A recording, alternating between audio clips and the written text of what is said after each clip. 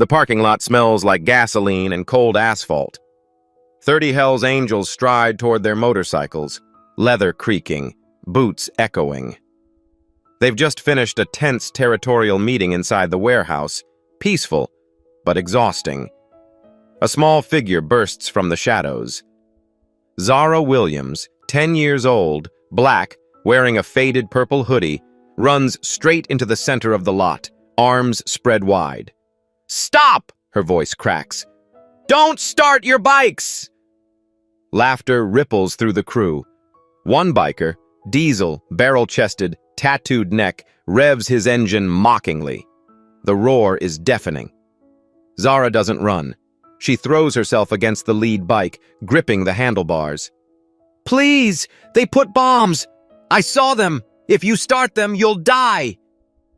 Reaper, 50, scarred, eyes like flint, raises a hand. Every engine cuts to silence. He crouches to her level. "Talk! Fast!"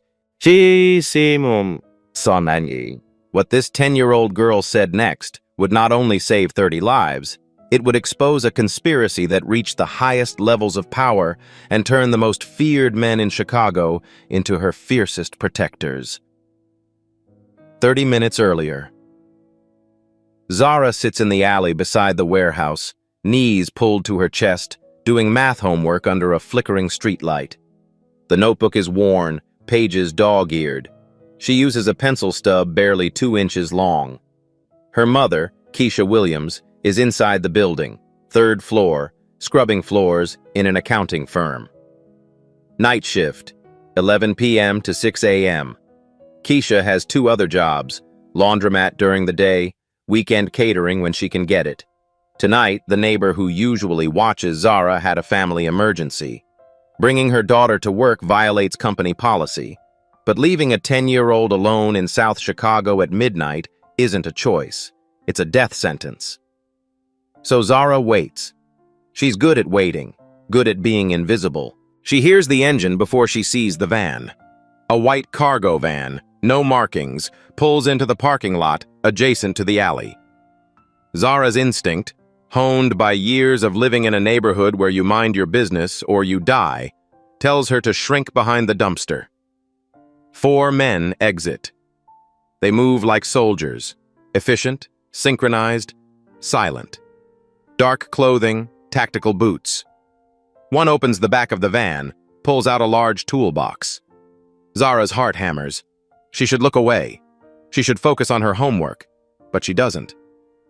The men fan out across the parking lot where the motorcycles are parked. Zara recognizes the bikes. Hell's Angels insignia, chrome gleaming even in the dim light. She's seen them before, heard the rumors, dangerous men, criminals. The 4 strangers kneel beside the motorcycles. Tools glint, wire cutters, small black boxes, something that beeps softly. Zara's hands shake. She pulls out her phone, a hand-me-down from Keisha's cousin, screen cracked spiderweb style across the top, but it works. She opens the camera, records. The video is shaky, dark, but she zooms in as much as the cheap lens allows. One man's jacket rides up as he bends over a bike's gas tank. Zara's breath catches, clipped to his belt, a police badge. She nearly drops the phone. Why would police? One of the men stands, stretches. He's older, white, buzz cut. He says something to the others. Zara can't hear the words, but she sees his face clearly for 3 seconds as he turns toward the streetlight. She keeps recording. They work for 12 minutes. Then they pack up, climb back into the van, and drive away. No headlights until they're 2 blocks gone. Zara sits frozen, staring at her phone. Her hands won't stop shaking. She opens her email app, the free one that barely works, and sends the video to herself. The upload bar crawls. 10%. 20%. The alley is silent except for distant sirens and a dog barking. 50%. Zara stands, legs stiff from crouching. She edges toward the parking lot, phone clutched in her fist. She shouldn't. She knows she shouldn't. But she does. The motorcycles sit in neat rows, chrome and leather and danger. Zara approaches the nearest one, a massive black Harley with a skull decal. She crouches, shines her phone's flashlight under the gas tank. Wires. A small black box with a blinking red light. She doesn't know what C4 looks like, but she knows what a bomb looks like from movies. This looks like a bomb. Her email notification pings. Video sent successfully. Zara stands, backs away. She should go back to the alley. Wait for Mama. Forget this. But then she hears them.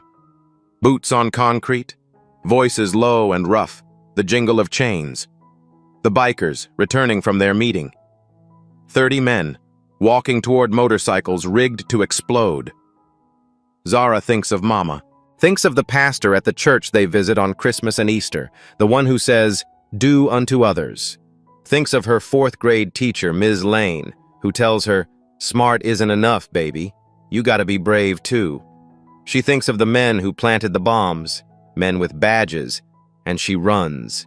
Runs straight into the center of the parking lot, throws her arms wide and screams the words that will change everything. "Don't start your bikes!" The bomb squad arrives in 15 minutes. 3 trucks, flashing lights painting the warehouse walls red and blue. FBI behind them. Military-grade explosives mean federal jurisdiction. Zara sits on the curb, wrapped in an emergency blanket. Keisha kneels beside her, one arm around her daughter, gripping Zara's hand tight. Keisha's eyes are red from crying. A technician emerges from beneath Reaper's Harley, holding a disarmed device in a containment box. He walks to the lead FBI agent, a white woman in her 40s with steel gray hair. Confirmed. C4 military grade. Sophisticated timer wired to ignition. If any bike had started, this lot would be a crater. The agent approaches Zara. Her badge reads, Special Agent Carolyn Voss. "Sweetheart, I need to ask questions." Zara nods. "What did you see?" 4 men. White van. No license plate. They put something under the bikes. Took maybe 12 minutes. "Did you see faces?" 1. Oldest. Buzz cut. White. Maybe 50. Voss exchanges a glance with her partner. "Anything else?" Zara hesitates, but she thinks of the blinking red lights. "They had police badges. I saw one when his jacket moved." The silence is heavy. "Are you certain?" "I took a video." Zara pulls out her cracked phone. 20 feet away, Reaper stands with his crew. Diesel leans against a squad car. Preacher stands beside Reaper, watching Zara. He's 50, black, former civil rights lawyer turned biker. "That kid saved our lives," Preacher says quietly. Reaper watches Keisha. The exhaustion in her spine, worn sneakers, hands red from industrial cleaner. "She's got no one." "We owe her." "Yeah." Voss takes Zara's phone. "I need this as evidence. You'll get it back." Zara's face falls. That phone is everything. But she nods. Keisha speaks, voice sharp with exhaustion. "My daughter saved lives tonight. She didn't have to. But we taught her right from wrong. So make sure she gets that phone back. And make sure whoever did this gets caught." Voss meets her eyes. "I will." It's a lie. The phone will disappear by tomorrow, marked lost during transfer. Dawn breaks cold. The bikers are released. News vans circle. A reporter shoves a microphone toward Reaper. "Is it true a child saved your club?" Reaper steps between the camera and Zara. "The kid's been through enough. Someone tried to kill us. They failed. That's all." He walks to Keisha, pulls a card from his wallet. Plain white, just a phone number. "Your daughter saved my crew. I don't forget that. You need anything, call this number." Keisha stares at the card. "We don't need anything from you." "Didn't say you did." But the offer stands. He places it on the curb and walks away. Keisha doesn't pick it up, but she doesn't throw it away. That afternoon, Zara sits on their apartment couch. Sagging cushions, duct tape on the armrest, watches the news. Keisha sleeps, exhausted. The headline crawls. Biker gang survives bombing. Gang rivalry suspected. The police spokesperson speaks. We believe this was an internal conflict within organized crime. A child was present but unharmed. No mention of Zara's warning. No mention of her video. No mention she saved anyone. Zara turns off the TV, sits in silence. Roaches in the kitchen, mold on the walls, gunshots 3 blocks away. She opens her notebook. Where she does homework, writes stories. On a blank page, she writes, "They erased me, but I know what I saw." At the warehouse, Reaper stands with his crew. They watch the FBI work, the media swarm. Preacher speaks quietly. She's gonna need protection. Whoever planted those bombs knows she saw them. Yeah. So what's the play? We watch, we wait. When they come for her, we're there. Diesel spits. We're bikers, not babysitters. Reaper turns, looks at him hard. We're men who'd be dead if not for a 10-year-old girl. That means something. Diesel looks away. Motion to protect the Williams family, Preacher says. Who's in? Hands go up, one by one. Not all, but enough. Motion carries, Reaper says. They mount their bikes. Engines roar. The sound echoes off the warehouse walls, loud and defiant. Across the city, in an apartment that smells like mold and fear, Zara closes her notebook. She doesn't know that 30 men just voted to protect her. She doesn't know that the war has only just begun. She only knows what she wrote. They erased me, but I know what I saw. And somewhere in that simple sentence, in that refusal to be silenced, lies the seed of everything that will come next. Lieutenant Owen Castellano sits in an unmarked office 3 miles from the bombing site. The room has no windows, no nameplates. This is where the Chicago Police Department's Special Task Force operates. Off the books, off the record. Castellano is 45, decorated, white, with the kind of face that photographs well at press conferences. He's received 4 commendations for bravery. The mayor shook his hand last year. His daughter plays soccer. His wife teaches 2nd grade. He's also ordered the execution of 3 people in the last 18 months. 4 men sit across from him. The same 4 who planted the bombs. They're out of tactical gear now, dressed in plain clothes. Officer Marcus Trent, the youngest at 32, speaks first. The bombing failed. The preacher's alive. All of them are. Castellano doesn't blink.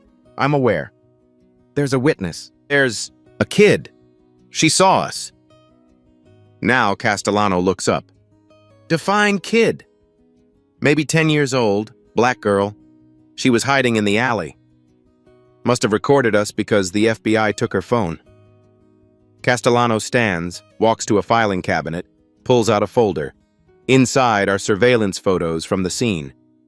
He finds Zara, a small girl in a purple hoodie, sitting on a curb, wrapped in a blanket. Zara Williams, he reads from a preliminary report. 10 years old. Mother is Keisha Williams. Works 3 jobs. No father. Lives at 1447 South Racine, apartment 3B. He closes the folder.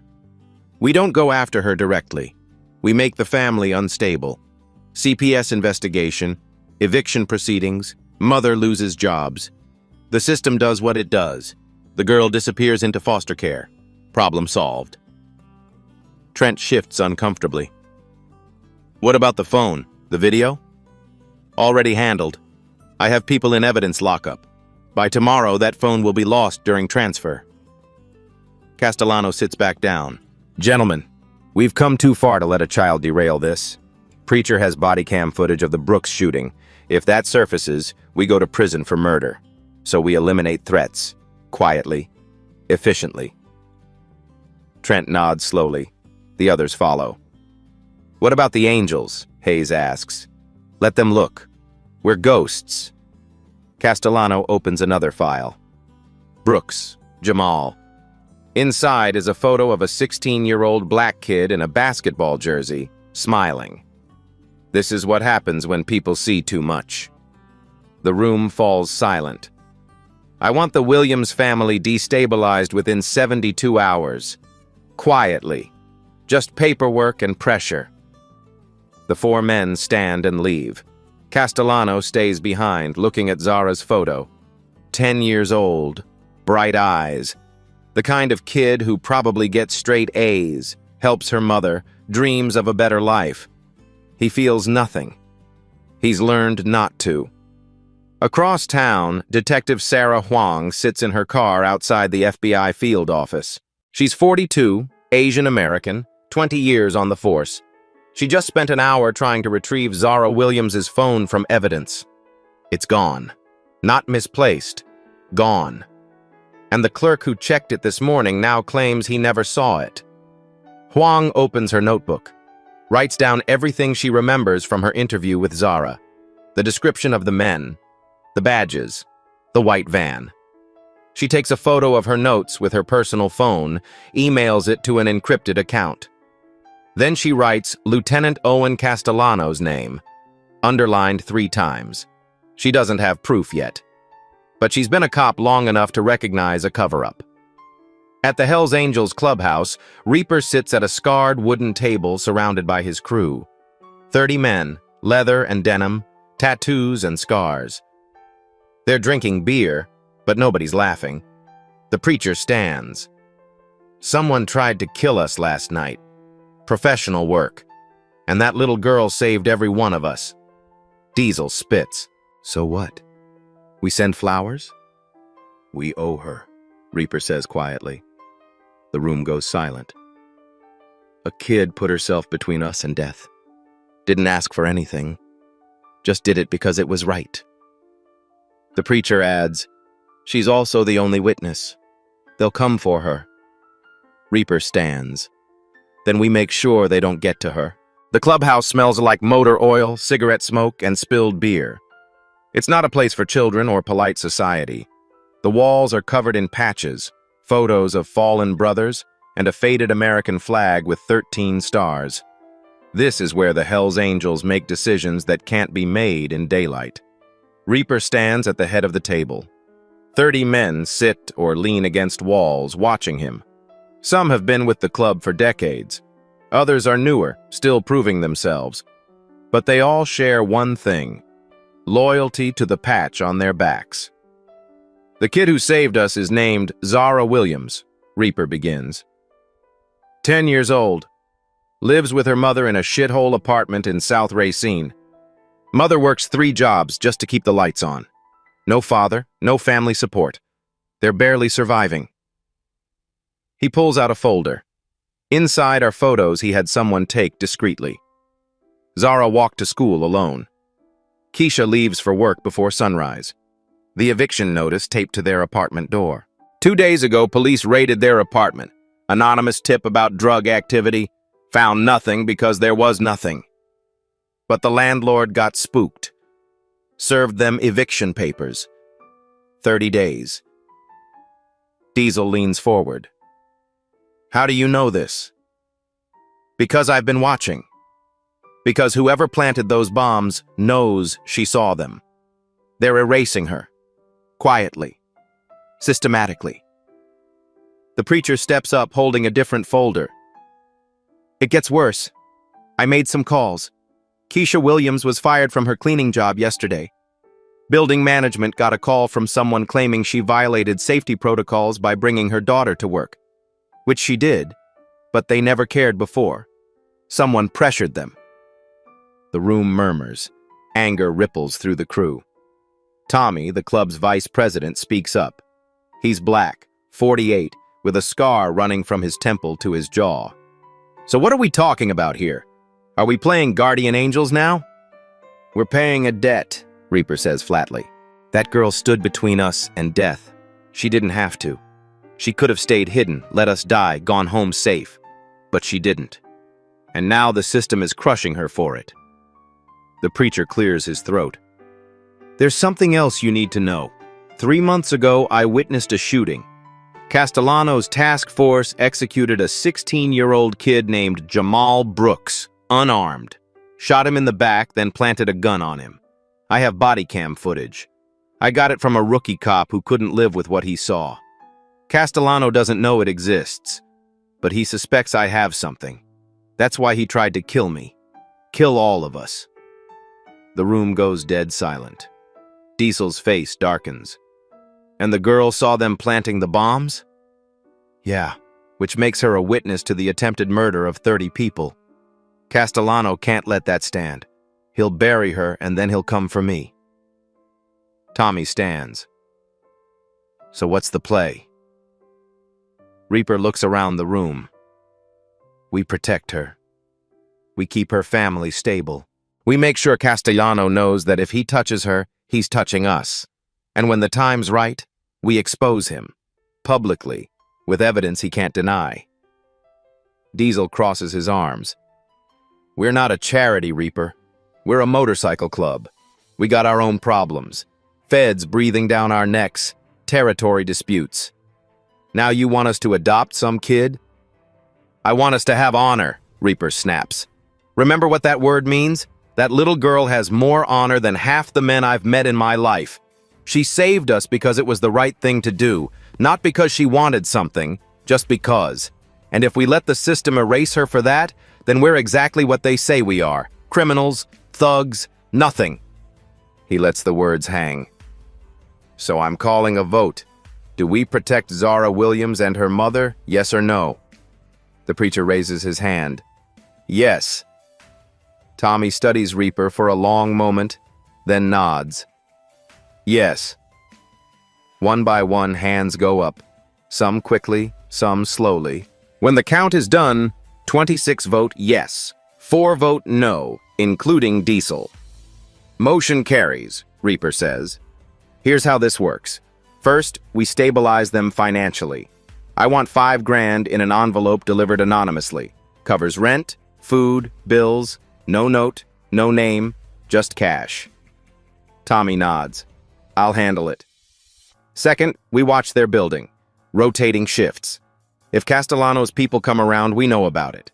We don't engage unless we have to, but we're present, visible. Third, preacher says, I'm making copies of the body cam footage, hiding them in multiple locations. If anything happens to me, those copies go public, automatically. Reaper points to a member named Lawton, a former paralegal. You're going to find us the best civil rights attorney in Chicago, someone who's not afraid to go after dirty cops. We'll need them when this goes public. And fourth, Reaper looks at each man in turn. Nobody talks about this outside this room. No girlfriends, no buddies, nobody. Castellano has ears everywhere. One slip and that kid's dead. The room nods in unison. 2 hours later, Keisha Williams returns home from a humiliating day of job hunting. She climbed 4 flights of stairs because the elevator is broken again. Her feet ache. Her eyes burn from exhaustion and the tears she won't let fall in front of Zara. She unlocks the apartment door. Zara is at the kitchen table doing homework by the light of a single lamp. The power bill is overdue. Hey, baby. How was school? Fine, Mama. Zara doesn't look up. She's learned not to ask how the job search went. Keisha sets down her purse and notices something on the floor near the door. An envelope, plain, white, unsealed. She picks it up, opens it. $5,000 in cash, 20s, 50s, hundreds. More money than she's seen in one place in years. There's a small note inside, handwritten. For rent and groceries. From people who owe your daughter. Keisha's hands shake. She sits down hard on the couch. Zara looks up, alarmed. Mama, what's wrong? Keisha doesn't answer. She's staring at the money, crying silently. Zara comes over, sees the cash, sees the note. It's them, isn't it? The bikers. Keisha nods, still unable to speak. Zara sits beside her mother, small and serious. Is it okay to take it? Keisha wipes her eyes. I don't know, baby. I don't know if it's okay, But I know we need it, and I know you saved their lives. Maybe this is just fair." That night, Keisha pays 2 months' rent in advance, buys groceries, real groceries, not just ramen and canned soup. She cries again while putting food in the refrigerator. Zara watches from the doorway, quiet and thoughtful. Later, while her mother sleeps, Zara pulls out her notebook. She writes, "They remembered. They came back. Maybe not all debts get forgotten." She underlines the last sentence twice, then closes the book and tries to believe it. Across town, Reaper sits on his bike outside Zara's building. Engine off, just watching. He sees the light go off in apartment 3B, sees the neighborhood settle into its uneasy nighttime rhythm. His phone buzzes. "Tommy, you really think this is gonna work?" Reaper types back, "Don't know, but it's the right thing to do." He starts his engine and rides into the dark, the rumble echoing off empty streets like a promise he intends to keep. 2 weeks have passed. For the first time in months, Keisha sleeps through the night without waking in panic about bills. The rent is paid, the refrigerator is full, the electricity stays on. Zara returns to school full-time. Her teacher, Ms. Lorna Lane, notices the change immediately. Zara is more focused, raises her hand more often, finishes assignments early. Ms. Lane pulls her aside after class. "You seem lighter, sweetheart. Is everything okay at home?" Zara nods. She doesn't know how to explain that having food changes everything. That not worrying about eviction means she can concentrate on fractions instead of survival. Ms. Lane smiles. "Good. I submitted your application for the Lincoln Magnet School Scholarship Program. You're one of the smartest students I've ever taught. You deserve this." Zara's heart lifts. Magnet School. Advanced classes. A chance. At the Hells Angels clubhouse, the crew settles into routine. Tommy organizes watch shifts, 2 members per night, rotating every 4 hours, positioned around Zara's block. They're not obvious. Just men on motorcycles passing through, stopping for a smoke. But they're watching. Castellano's people notice. A white sedan with tinted windows circles the block twice in 1 week. The driver sees the bikers and leaves both times. Reaper gets the report. "They're testing us." "And?" "We stay." Across town, Lieutenant Castellano sits in his office reviewing reports. The Williams girl is still in her apartment, still going to school. The eviction didn't stick because someone paid rent. He knows who. He picks up his phone. "It's me. The Angels are protecting the girl. Adjust strategy. Contact CPS. Anonymous tips about neglect. If we can't evict them, we take the kid another way." He hangs up, opens a drawer, pulls out a photo. Jamal Brooks, 16 years old. The boy who saw too much. History has a way of repeating itself. In her apartment, Zara works on a social studies project about people who changed history. Most kids choose presidents. Zara writes about Claudette Colvin, a 15-year-old black girl who refused to give up her bus seat 9 months before Rosa Parks. History forgot her, but she did it first. She was brave when no one was watching. Zara underlines the last sentence, thinks about the bombs, the bikers, the cash, about being erased from the news. Maybe bravery doesn't need an audience. Maybe it just needs to be done. The caseworker arrives on a Thursday afternoon. Her name is Diana Ross, which she's learned to announce quickly before people make the joke. She's 42, black, overworked, carrying a caseload of 63 families when department guidelines say 30 is maximum. She doesn't want to be here. But protocol is protocol. She knocks on apartment 3B. Keisha answers, still in her work uniform from the laundromat. Her shift ended 20 minutes ago. She ran home because the school called, said someone from Child Protective Services needed to speak with her. "Ms. Williams, I'm Diana Ross from CPS. May I come in?"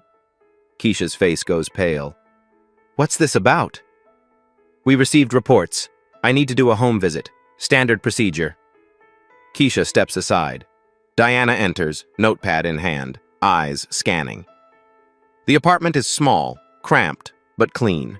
No dishes piled in the sink. No garbage overflowing.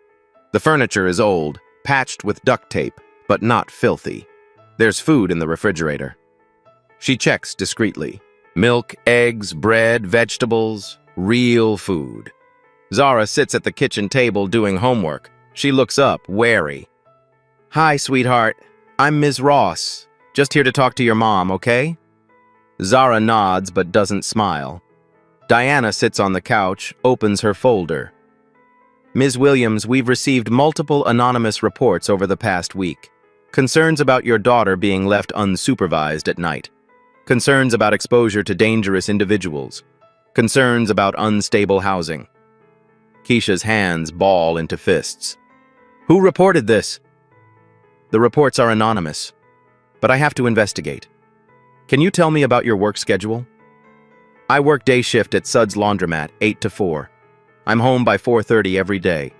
Zara's never alone at night." "And before this job?" Keisha hesitates. "I was working nights, cleaning offices. Sometimes I had to bring Zara because I couldn't afford childcare. But that was temporary. I have day work now." Diana writes this down. "And the concern about dangerous individuals. Are there gang members or criminals who have contact with your daughter?" Keisha's jaw tightens. "My daughter saved some people's lives 3 weeks ago. Those people were grateful, that's all. Those people were hell's angels. Those people were human beings who would have died if my daughter hadn't warned them. She didn't ask them for anything. She just did what was right." Diana looks at Zara. "Sweetheart, has anyone ever made you feel unsafe? Anyone who's come to visit?" Zara shakes her head. "No, ma'am." "Have you seen drugs or weapons in your home?" "No, ma'am." Diana closes her folder. She looks at Keisha, and there's sympathy in her eyes. "Ms. Williams, I'm going to be straight with you. This case has flags all over it. Someone wants me to find something wrong here, but I don't see it. Your home is clean, your daughter is healthy, well-fed, doing well in school, you're employed. By every metric that matters, you're doing fine. So we're okay? For now, but the reports are official. I have to keep the case open for 30 days. If there are more incidents, more reports, I'll have to escalate. That could mean temporary removal." Keisha's breath catches. "You'd take my daughter?" "I don't want to. But if the reports keep coming, I won't have a choice." After Diana leaves, Keisha sits on the couch, head in her hands. Zara sits beside her, small and scared. "Mama, what's happening?" "They're trying to take you away from me, baby." "Who?" "I don't know, but they're not going to stop." That night, Keisha calls Reaper's number. He answers on the second ring. "It's Keisha Williams, Zara's mother." "I know, what's wrong?" She tells him about CPS, the anonymous reports, the 30-day window. Reaper listens without interrupting. "They're going to keep coming," she says, voice breaking. "They're going to take her. I can't stop them. I don't have money for lawyers. I don't have connections. I'm just—" "You're not alone," Reaper cuts in. "Not anymore." 2 days later, Zara is called to the principal's office during lunch. She walks down the hallway, stomach tight with dread. Principal Donovan sits behind his desk. He's a white man in his 50s, usually kind. Today, he looks uncomfortable. "Zara, sit down." She sits. "There was an incident yesterday, a fight in the cafeteria. You were present." "I wasn't fighting, I was just eating lunch. 2 boys started hitting each other. I moved away." "I know, but you were present, and I've received concerns about your behavior lately." Zara's heart sinks. "What concerns?" Mr. Donovan doesn't meet her eyes. "Association with known criminals, disruptive influence. I've been advised to monitor you closely." "Advised by who?" He doesn't answer. Instead, he writes something in her file. I'm issuing you a written warning for being present during an altercation. It'll go in your permanent record. But I didn't do anything. I'm sorry, Zara. My hands are tied. She leaves the office, hands shaking. In the hallway, she pulls out the cheap replacement phone Keisha bought her, opens her email, checks the sent folder. The video is still there. The one she sent to herself the night of the bombing. She's checked it every day, terrified it will disappear. It's still there. 4 men planting bombs, badges visible, faces clear. She forwards it to 3 more email addresses she creates on the spot. Random usernames, random passwords she writes in her notebook. Then deletes the forwarding history. If they're coming for her, the truth will survive. That evening, Keisha is walking home from work when a police car pulls up beside her. 2 officers step out. 1 white, 1 Latino. The white officer does the talking. "Ma'am, we need you to step to the back of the vehicle." "Why? What did I do?" "Routine check." They search her purse. Find nothing. Then the Latino officer opens the trunk, pulls out an evidence bag, reaches into Keisha's purse while his partner blocks the street view. When he pulls his hand back out, he's holding a small plastic bag of white powder. "Ma'am, you're under arrest for possession of a controlled substance." Keisha's eyes go wide. "That's not mine. You just planted that." "Ma'am, turn around. Hands behind your back." The handcuffs click shut. Cold metal. She's crying now, not from fear, but rage. "My daughter is 10 years old. She's home alone. Please." They put her in the car. She watches through the window as her neighborhood disappears. Thinks of Zara coming home to an empty apartment. Thinks of CPS. Thinks of how easily everything can be taken. At the station, she's booked, fingerprinted, photographed. Bail is set at $10,000. She has $63 in her account. She's allowed 1 phone call. She dials Reaper. "They arrested me. Planted drugs. I need bail." "Where's Zara?" "Home. Alone. CPS is going to take her." "No, they're not. I'm on my way." Reaper makes 3 calls. "Tommy, get to the Williams apartment. Stay with Zara. Lawton, post bail, 10 grand cash now. Preacher, it's time. Start reaching out to attorneys. We're going public soon." By the time CPS arrives at Zara's apartment, Tommy is there. 6'3", 240 pounds of leather. He opens the door with Zara standing behind him. Diana Ross looks at Tommy, looks at Zara, looks at her paperwork. "I'm here to place Zara Williams in emergency custody." "On what grounds?" "Mother arrested. The child cannot be left unsupervised." "She's not unsupervised. I'm supervising." Diana looks at the situation. A biker and a 10-year-old and a system clearly being weaponized. She makes a choice. "I need to verify the mother's situation first. I'll be back tomorrow." She leaves. Tommy closes the door, looks at Zara. "You okay, kid?" Zara nods, but her eyes are wet. "Are they going to take me?" "Not if we can help it." That night, Keisha is released on bail. Reaper meets her outside the station. "Thank you," she whispers. "Don't thank me yet. This is just the beginning. They're not going to stop." Keisha looks at him, this scarred, dangerous man who keeps saving her family. "Why are you doing this?" "Because your daughter saved us. Because this is wrong. And I'm tired of winning." The meeting happens in a place no one expects. Not the clubhouse, not a lawyer's office. A church. Mount Zion Baptist sits on the corner of 47th and King Drive, its brick facade weathered but dignified. Pastor Jerome Williams opens the doors at 8 p.m. He's 72, been preaching here for 40 years. When Reaper called asking for a neutral space, the pastor said yes without hesitation. Inside, the pews are empty except for the front 3 rows. Keisha sits with Zara. Reaper, Preacher, and Tommy occupy the row behind them. In the third row, attorney Jamal Richards, 45, black, in a sharp gray suit.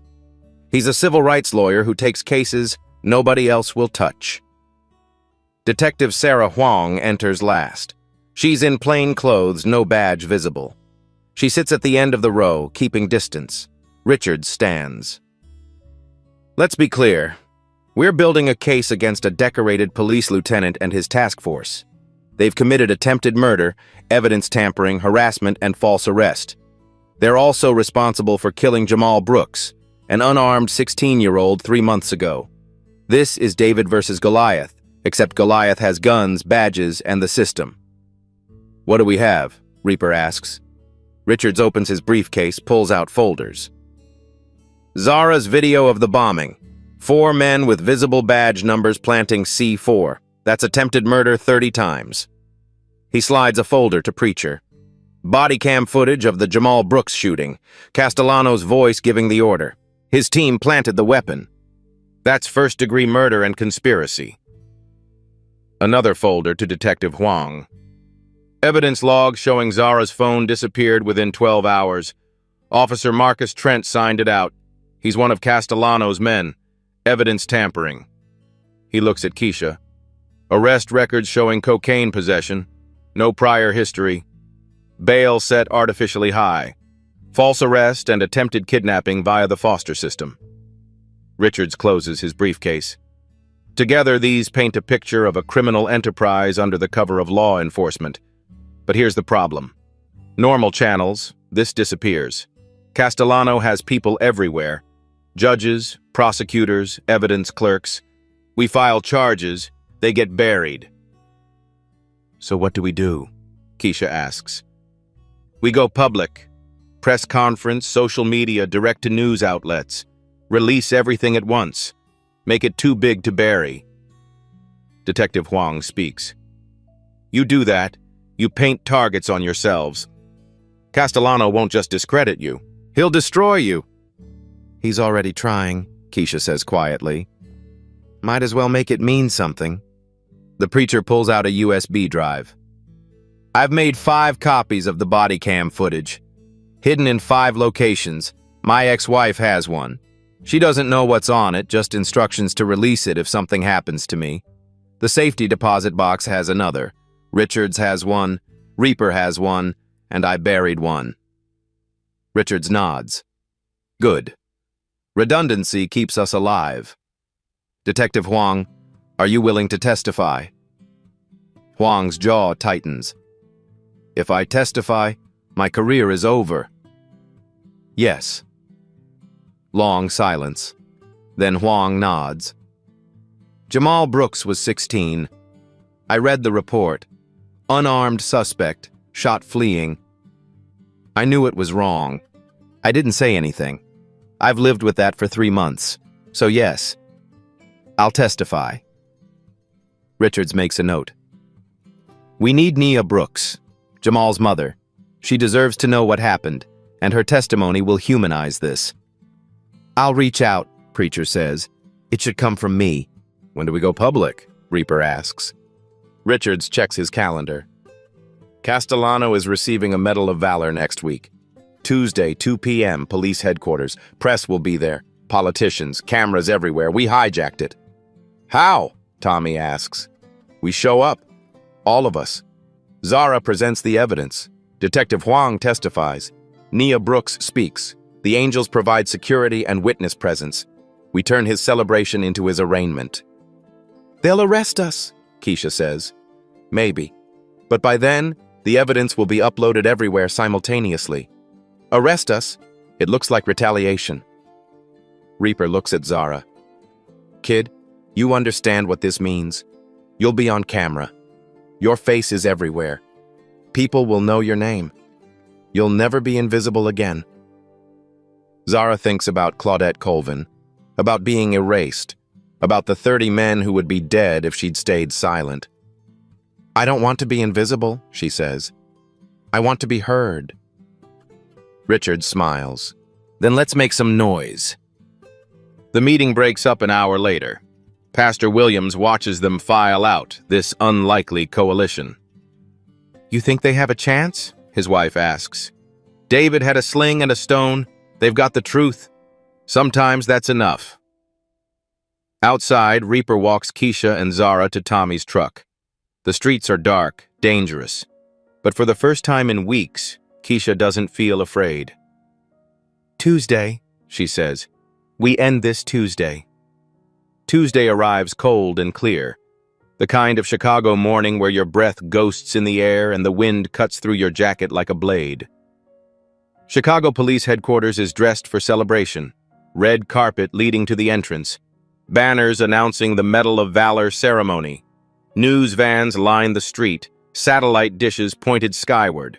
Security checkpoints, metal detectors, uniforms everywhere. Inside the auditorium, 300 people fill the seats. Police officers in dress blues, city council members, the mayor in the front row, reporters with cameras and notebooks. This is the kind of event that makes careers, replayed on evening news with patriotic music and slow-motion flags. Lieutenant Owen Castellano stands backstage in his dress uniform. Every brass button is polished. Every crease is perfect. His wife straightened his tie this morning, kissed his cheek, told him she was proud. His daughter texted a heart emoji. He's 45 years old, about to receive the highest honor the department can give. He should feel triumphant. Instead, unease hums low in his chest. The Williams girl is still out there. The angels are still protecting her. The preacher is still alive. Variables he hasn't eliminated. But today is his day. Tomorrow he'll finish what he started. The ceremony begins at 2 p.m. sharp. The police chief takes the podium, begins the introduction. Castellano's record is impressive even without the lies. 16 years on the force, 42 arrests, 3 officer-involved shootings, all ruled justified. Leader of the special task force that dismantled drug operations and a trafficking ring. The crowd applauds, cameras flash. And now, please welcome Lieutenant Owen Castellano. He walks on stage, shakes the chief's hand, stands at the podium. The medal is heavy and cold against his chest. "Thank you," he begins. "This honor belongs not to me, but to every officer who puts on the uniform each day, who walks into danger so others can walk in safety. We are the thin blue line between chaos and order. We are..." Outside, the sound begins, low at first, a rumble, then louder, deeper. The unmistakable roar of 30 motorcycles. The building vibrates. People turn toward windows. The roar grows, fills the street, drowns Castellano's voice. Then, abruptly, silence. 30 engines cut at once. The silence is louder than the noise. Castellano stops mid-sentence. His mouth goes dry. The auditorium doors open. 30 Hell's Angels walk in. Full colors. Leather vests with patches that announce their club, their rank, their defiance. They move in formation, disciplined, silent. Security moves to intercept, but Reaper raises his hands, shows they're empty. "We're not here to threaten anyone. We're here to present evidence of police corruption. We have a constitutional right to address public officials in a public forum." Attorney Jamal Richards steps forward in his gray suit. "I'm their legal counsel. My clients are exercising First Amendment rights. Any attempt to remove them will be recorded and challenged." The chief of police stands uncertain. Cameras are rolling. This is live. Removing them by force will look like suppression. "You have 2 minutes," the chief says. "We'll need 5. Between the wall of bikers, a small figure emerges. Zara Williams, 10 years old, wearing a white dress her mother pressed this morning. She looks impossibly small walking down the center aisle. Keisha walks beside her, one hand on her daughter's shoulder. The room goes silent. A child? Zara reaches the front, climbs the steps to the stage, stands at the podium. She has to rise on her toes to reach the microphone. Castellano stares at her. His face drains of color. Zara pulls a laptop from a bag Keisha hands her. Richards connects it to the building's projection system. The screen behind Castellano flickers to life. My name is Zara Williams. I'm 10 years old. 3 weeks ago, I saved 30 people from dying. I'm going to show you how. And I'm going to show you who tried to kill them. She clicks a button. The video plays on the massive screen. Dark parking lot, white van, 4 men exiting, tools, wires, crawling under motorcycles. The video zooms, shakes, but it's clear. One man's jacket rides up. The badge on his belt catches streetlight, gleams like evidence. The video freezes on that frame. The badge, the face. Officer Marcus Trent. This man and 3 others planted military explosives under 30 motorcycles. If those bikes had started, everyone would have died. I warned them. I showed this video to the FBI. My phone disappeared from evidence the next day. Officer Trent signed it out. Murmurs ripple through the crowd. Reporters type frantically. Cameras zoom on Trent's frozen face. But that's not all, Zara says. She clicks again. Body cam footage begins. Jerky, first-person perspective. Running. A teenager, black, hands raised, yelling. Castellano's voice, unmistakable, off-screen. Take the shot! Gunfire. The teenager falls. Officers approach. One kneels, pulls a gun from a bag, places it beside the body. The timestamp is visible. Badge numbers visible. The face of the dead boy is visible. Jamal Brooks, 16 years old, unarmed. The auditorium erupts, shouts, gasps. The mayor stands, face red. The chief grabs for a phone. Castellano tries to leave. Reaper steps into his path, doesn't touch him, just stands there. A wall. You're going to stay. You're going to answer for this.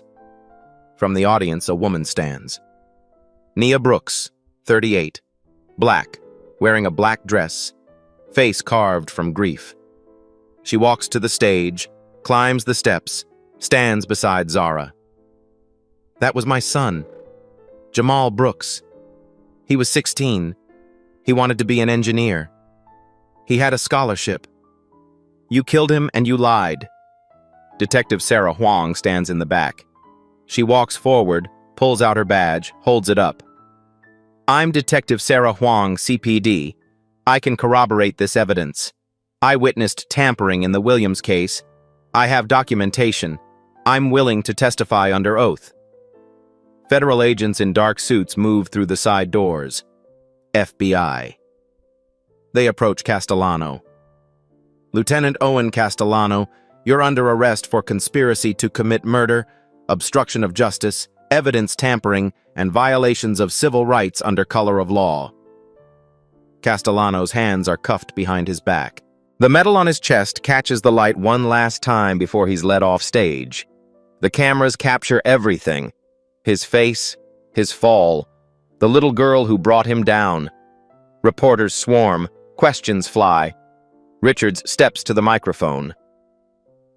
Copies of this evidence have been uploaded to every major news outlet and social media platform as of 2 p.m. today. This is not an isolated incident. This is a pattern of corruption.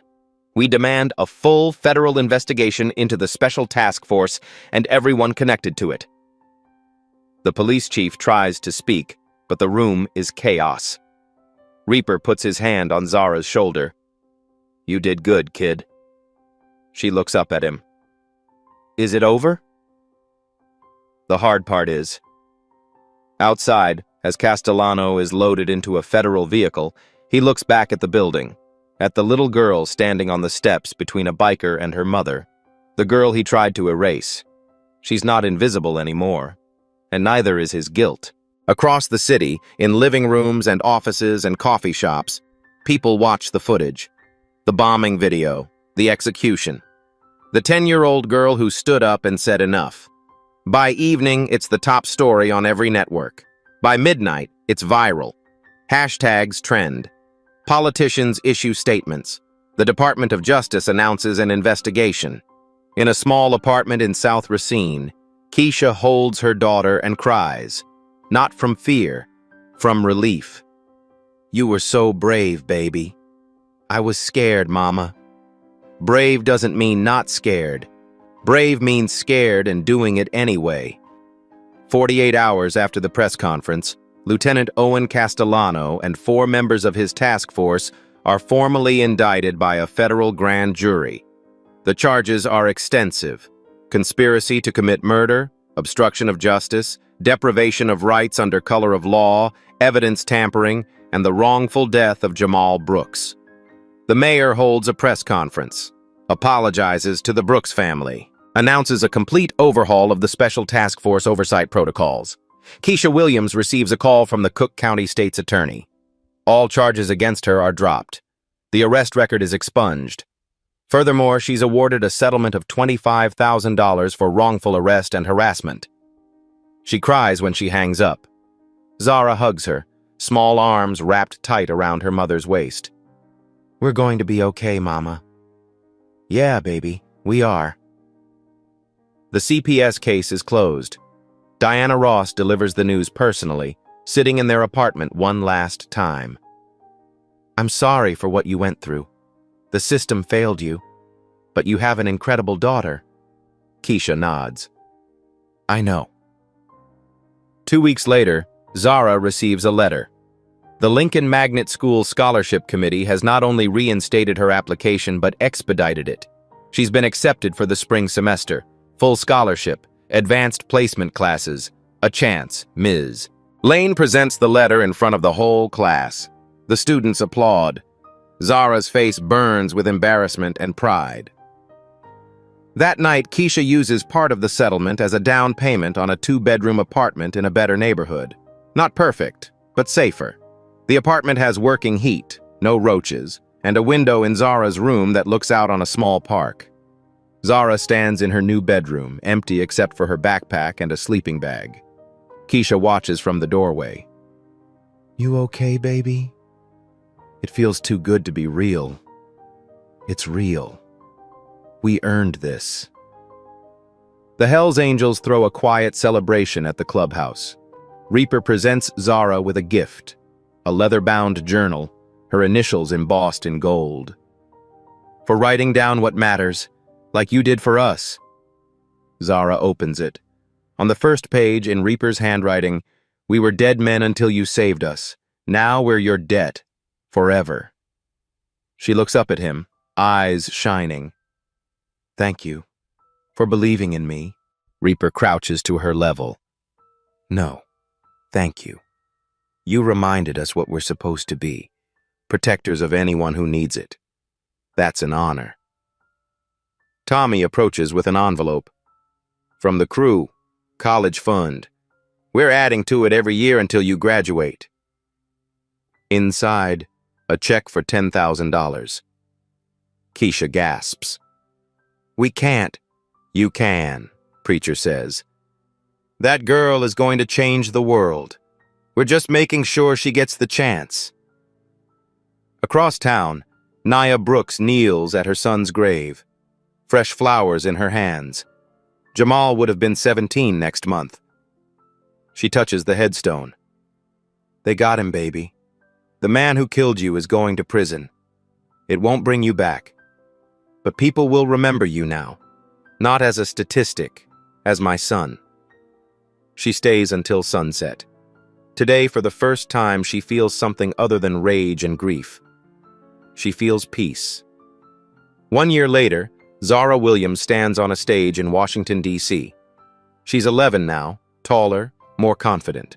She's been invited to speak at the National Youth Leadership Conference, her story a case study in courage and civic engagement.